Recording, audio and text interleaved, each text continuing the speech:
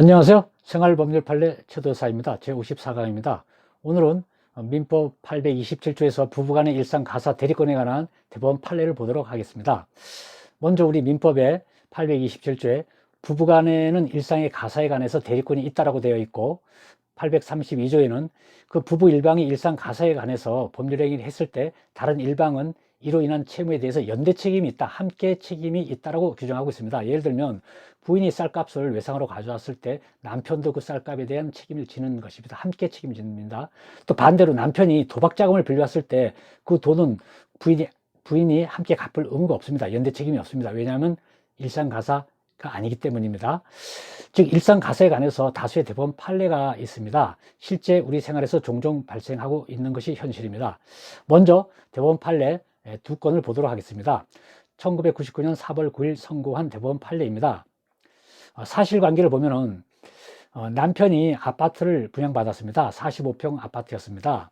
이때 부인이 이 아파트 분양대금 납부를 위해서 채권자로부터 돈을 약 7천만 원을 빌려받았습니다. 이때 돈을 갚지 않으니까 채권자가 원고가 돼가지고 남편에게 대여금 청구한 사건입니다. 남편이 이 돈을 직접 빌린 것은 아니지만은 그 부인이 이 아파트 분양대금 납부를 위해서 부인이 빌린 것이 일상 가사에 관한 것이기 때문에 남편도 연대 책임이 있으니 이 돈을 갚으라는 것이었습니다. 하급심에서는 채권자 원고가 패소했습니다. 즉 아파트 분양금을 납부하기 위해서 돈을 빌리는 것은 일상 가사 범위에 속하지 않는다고 이렇게 하였습니다.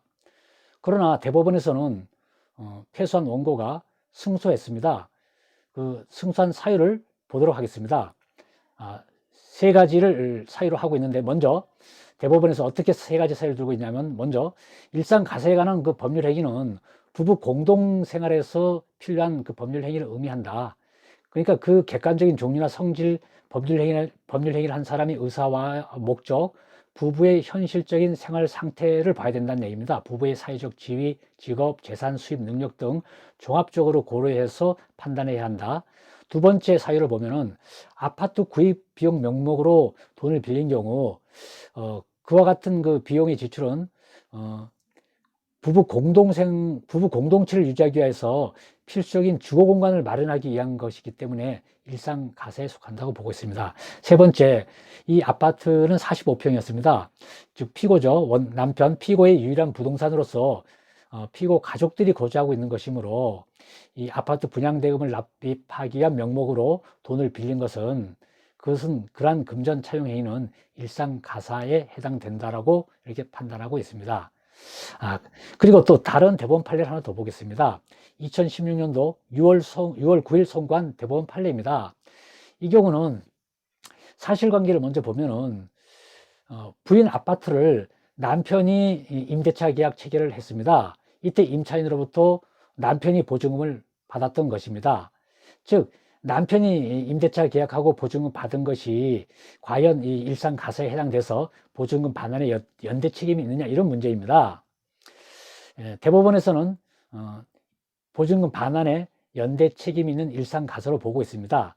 즉 그 사유를 먼저 보겠습니다.